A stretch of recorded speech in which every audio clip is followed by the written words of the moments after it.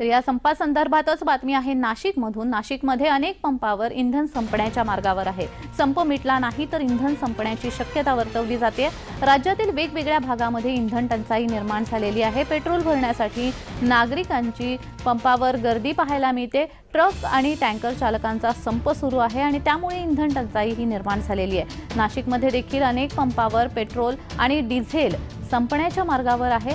जर आज संप मिटले नाही तर शहरातील अनेक पेट्रोल पंपावर पेट्रोल संपण्याची शक्यता वर्तवली जाते। केंद्र सरकारने हिट अँड रन संदर्भात केलेल्या कायद्याच्या विरोधात हा संप पुकारण्यात आलाय। मध्ये ड्रायव्हर्स जे आहेत ते स्ट्राईकवर आहे। जे ट्रान्सपोर्टर किंवा ट्रान्सपोर्ट कंपनीज आहे त्यांच्या पाठिंबा त्यांना नाही आहे। ह्यामध्ये मेनली ड्रायव्हर्स जे आहेत त्यांच्यामध्ये आक्रोश आहे असा त्यांचं म्हणणं आहे। परंतु जे पेट्रोल किंवा गॅसेस आहे ते खूप एसेन्शियल प्रोडक्ट आहे। ते दिवसोदिवस दररोज त्याचा वापर लागते।